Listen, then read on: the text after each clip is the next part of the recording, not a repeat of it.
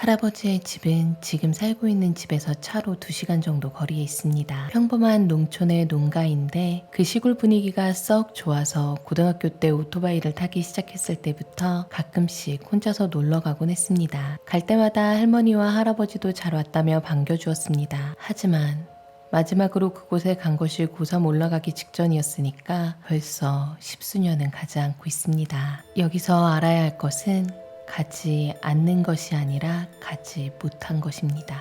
고등학교 2학년이 끝나고 온 봄 방학 때 약속도 없었던 어느 날 너무 좋은 날씨에 꼬임받아서 할아버지 집까지 오토바이를 달렸습니다. 아직 좀 추웠지만 맑은 날씨라서 기분은 매우 상쾌했습니다. 할아버지 집에 도착해서 바람도 쐴 겸 마루에 한쪽 팔로 머리를 받치고 누워서 아무 생각 없이 하늘만 바라보고 있었습니다. 서늘한 바람이 기분 좋게 몸을 타고 흐르고 따스한 햇살은 몸이 식지 않도록 따뜻하게 몸을 감싸는 것 같았습니다. 그때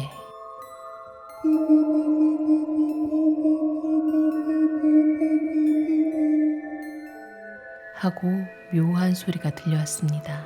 기계음 같은 게 아닌 사람이 입으로 내는 소리 같았습니다. 그것도 포인지 보인지 구별이 잘 안 가는 포와 보 사이 정도의 소리.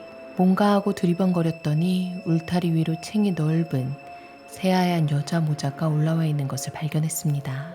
울타리 위에 모자가 올려져 있는 것이 아니었습니다. 모자는 그대로 옆으로 움직였고 울타리가 끝나는 곳까지 오자 한 여자가 나타났습니다. 여자의 몸은 울타리에 가려서 보이지 않았던 것뿐이고 모자는 그 여자가 쓰고 있었던 것이었습니다. 그 여자는 모자 색과 같은 새하얀 원피스를 입고 있었습니다. 하지만 울타리의 높이는 2m가 넘는데 그 울타리보다 키가 더 크려면 도대체 키가 몇일까? 별 생각도 아니면서 그냥 멍하니 뒷모습을 바라보니 결국 시야에서 사라졌습니다. 그리고 여자가 사라지자 포 하는 소리도 들리지 않았습니다. 그때는 키가 큰 여자가 엄청나게 밑창이 두꺼운 부츠나 힐을 신었거나 키 큰 남자가 여장이라도 했나 보다 하고 대수롭지 않게 생각했습니다. 그날 오후 논에서 돌아온 할머니 할아버지와 이야기를 하다 문득 그 일이 생각나서 말했습니다. 아까 엄청 큰 여자를 봤는데 남자가 여장이라도 했을까? 라고 해도 그러냐? 라며 별로 관심이 없어 보였습니다. 울타리보다 키가 더 컸어. 모자를 쓰고 포라고 이상한 소리도 내면서 걸어다니던데? 라고 한 순간 할머니와 할아버지는 말 그대로 그냥 얼어붙었습니다. 그러더니 할아버지가 몹시 흥분하면서 언제 봤냐? 어디서 봤냐? 울타리보다 키가 얼마나 컸냐며 약간 화난 듯이 질문을 쏟아붓는 것이었습니다. 할아버지의 그런 모습에 약간 당황하면서도 내가 질문에 대답을 마치자 할아버지는 굳은 얼굴로 깊은 생각을 하는 듯 하더니 옆방으로 가서 누군가에게 전화를 걸기 시작했습니다. 전화로 무슨 이야기를 하는지 들리진 않았지만 내 앞에 앉아있는 할머니는 떨고 있는 것이 분명했습니다. 할아버지는 전화를 끝내고 방으로 돌아와서 오늘 밤은 자고 가라고, 아니 무슨 일이 있어도 집으로 못 보내게 되었다고 말했습니다. 나는 무슨 잘못을 해버린 것일까? 라고 필사적으로 생각했지만 무슨 생각이 나질 않았습니다. 아까 그 여자도 내가 보러 간 것이 아니라 그 여자 마음대로 나타난 것이고 급히 나갈 준비를 하더니 할아버지는 누구를 데리러 간다고만 말하고 차를 타고 나가버렸습니다. 할머니에게 조심스럽게 무슨 일이냐며 묻자 내가 팔척 귀신에 홀린 것뿐이고 할아버지께서 어떻게든 해주실 것이라고 아무 걱정 말라고 하였습니다. 할머니는 할아버지가 돌아올 때까지 그 귀신에 대해 조금씩 이야기해주기 시작했습니다. 이 부근에는 팔척 귀신이 있다고 합니다. 팔척 귀신은 덩치가 큰 여자의 모습을 하고 있고 이른 그대로 키가 8척, 약 240cm 정도이며 라고 남자 같은 목소리로 이상한 웃음소리를 내고 다닌답니다. 본 사람에 따라 상복을 입은 젊은 여자이기도 하고 기모노를 입은 노파이기도 하며 작업복을 입은 중년이기도 하는 등 모습은 각자 다르지만 여성이고 비정상적으로 키가 큰 데다가 머리 위에는 무언가를 쓰고 있다는 점과 기분 나쁜 웃음소리는 누구의 말에서도 찾아볼 수 있는 사실이었습니다. 옛날에 여행자에게 딸려왔다는 소문도 있지만 정확하진 않다고 했습니다. 다른 지역까지는 못 가도록 이 지역의 동서남북 사방에 지장을 세워서 봉인이 되어 있기 때문에 다른 곳으로 가지는 못한다고 합니다. 여기서 지장은 귀신을 쫓고 마을을 지키는 의미에서 마을에 들어가는 길목에 놓인 경우가 많은데 한국의 장승과 비슷한 개념입니다.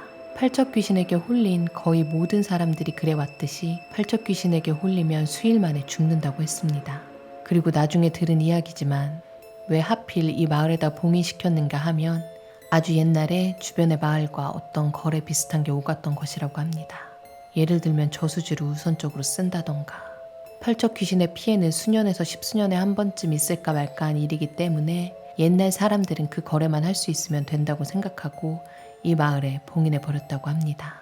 나는 갑자기 이런 이야기를 들어도 전혀 현실감이 없었습니다. 할아버지가 한 노파와 함께 돌아왔습니다. 그 노파는 나를 보더니 대뜸 가지고 있으라며 부적을 하나 쥐어주었습니다. 그리고는 할아버지와 함께 2층에 비어있던 방으로 올라가더니 무언가를 하기 시작했습니다. 할머니도 그때부터 계속 나와 함께 있었는데 화장실 갈 때조차도 따라와 문을 열어두게 했습니다. 이렇게 되자 속으로는 진짜 큰일이 일어나고 있구나 하는 생각이 들더니 겁이 났습니다. 한참 후 2층으로 불려서 할아버지와 노파가 있는 방으로 들어갔습니다. 모든 창문이 신문지로 덮여있고 그 위에 부적이 붙어있는 데다가 방의 내구석에는 접시에 소금이 쌓아 올려져 있었습니다. 게다가 나무로 된 상자 같은 게 있었는데 그 위에 조그만 불상이 놓여 있었습니다. 그리고 어디서 가져왔는지 요강 2개가 있었습니다. 곧 있으면 해가 진다. 잘 들어라. 내일 아침까지 절대로 이 방에서 나오면 안 된다. 나도 네 할머니도 너를 부르는 일 절대로 없을 테니까 누가 널 부르더라도 들으면 안 된다. 그래. 내일 아침 7시가 되면 나오도록 해라. 집에는 연락해 놓으마. 라고 할아버지가 무거운 표정으로 말하는데 끄덕이는 수밖에 없었습니다. 지금 할아버지께 들은 이야기를 새겨듣고 꼭 지키도록 해라. 절대로 부적은 가지고 있어야 한다. 할아버지와 함께 온 노파도 말했습니다. 그리고 방에 혼자 남아있는데 TV는 봐도 된다고 하니 틀어봤다 보고 있어도 머리에 하나도 들어오지 않았습니다. 할머니가 만들어준 주먹밥과 과자도 먹고 싶은 생각이 전혀 없었습니다. 그냥 이불 속으로 들어가서 부들부들 떨고만 있었습니다. 그 상태로 어느새 잠이 들어버렸던 모양인데 깨서 보니 TV에선 심야해야 하는 통신 판매 선전이 흐르고 있었고 시계를 보자 새벽 1시가 조금 넘은 시각이었습니다. 이상한 시간에 깨버린 것 같아 찜찜해하고 있었는데 창문을 톡톡 치는 소리가 들렸습니다. 돌멩이를 던지거나 해서 나는 소리가 아니라 그냥 손으로 가볍게 때리는 것 같은 소리. 바람 때문인지 누군가가 창문을 때리고 있는지는 모르겠지만 필사적으로 바람 때문이라고만 생각했습니다. 진정하려고 물 한 모금을 마셨지만 잘 넘어가지도 않고 너무 무서워서 TV 소리를 크게 켜고 죽을 힘을 다해서 TV만 보고 있었습니다. 그때 문 밖에서 할아버지의 목소리가 들려왔습니다. 너무 무서우면 그만해라. 나도 모르게 문을 열 뻔했지만 할아버지가 한 말이 떠올라서 금방 손이 멈췄습니다. 또 목소리가 들렸습니다. 왜 그러냐? 너무 힘들면 이리 나와라. 분명히 할아버지 목소리였지만 분명히 할아버지 목소리가 아니었습니다. 이유는 모르겠지만 왠지 그럴 거라고 생각했는데 그럼 누굴까라고 생각하니 온몸에 소름이 돋았습니다. 방구석에 둔 소금 접시를 보니 쌓아둔 소금의 위쪽이 까맣게 변해 있었습니다. 부적을 쥐고 웅크려서 덜덜 떨고만 있는데 그때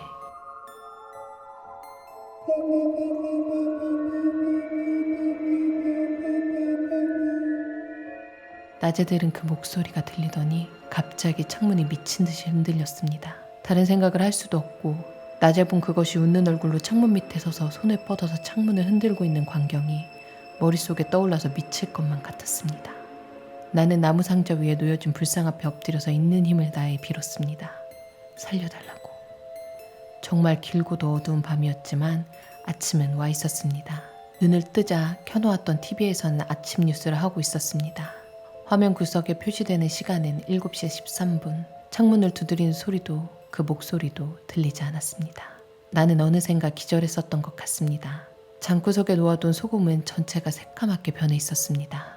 혹시 몰라서 내 시계를 봐도 같은 시간이었기 때문에 조심스럽게 방문을 열자 그곳에는 할머니와 노파가 기다리고 있었습니다. 다행이다. 다행이다며 울고 있었습니다. 1층으로 내려가자 아버지도 와 있었습니다. 바깥에서 할아버지의 어서 나오라는 소리가 들려서 나가보니 어디서 가져왔는지 승합차가 한 대 서 있었고 마당에는 마을 남자로 보이는 사람들 몇 명이 서 있었습니다. 승합차는 9인승이었고 운전석에 할아버지, 조수석에 아버지, 조수석과 운전석 사이의 의자에 할아버지가 데려온 노파가 앉고 나는 정중앙에 앉게 되어서 8명이 내 주위를 둘러싸는 형태가 되었습니다. 고개를 숙이고 절대로 눈 뜨지 마라. 우리에겐 안 보여도 너에겐 보이니까 괜찮다고 할 때까지 눈 감고 있도록 해라. 내 오른쪽에 앉은 50살 정도 돼 보이는 사람이 말했습니다. 차가 달리기 시작했습니다. 얼마 동안 달리자 조수석에 있던 노파가 여기서부터가 고비라며 연부를 외기 시작했는데 갑자기 창밖에서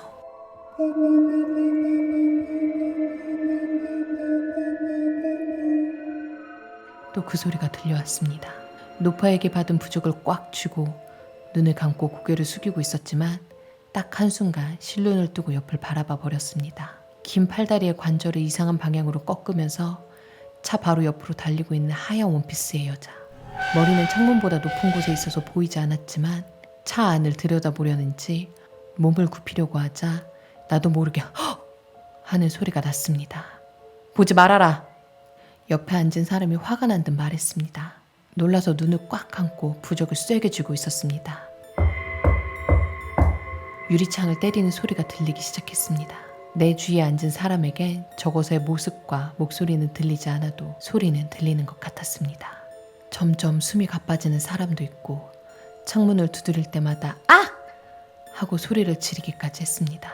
그러면서도 어찌어찌 마을의 지장이 세워진 곳 밖까지 도착하고 먼저 세워진 아버지의 차로 옮겨 타기 위해서 차에서 내렸습니다.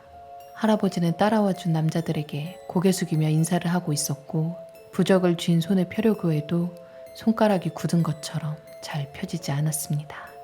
구겨진 부적은 새까맣게 타들어간 것처럼 변해 있었습니다. 아무것도 바뀐 것이 없는 일상으로 돌아와 적응을 하고 그 후로 10수년간 가위 한 번 눌리지 않고 살았습니다. 할아버지도 할머니도 노파도 돌아가시고 난 지금에 와서야 이 글을 쓰는 이유는 단 하나. 들은 이야기에 의하면 엊그저께 외지 사람이 음주운전으로 그 마을 근처에서 사고가 났는데 차가 지장에 부딪혀서 지장이 하나 깨져버렸다고 합니다. 어제부터 창밖에서 들리는 낯익은 소리.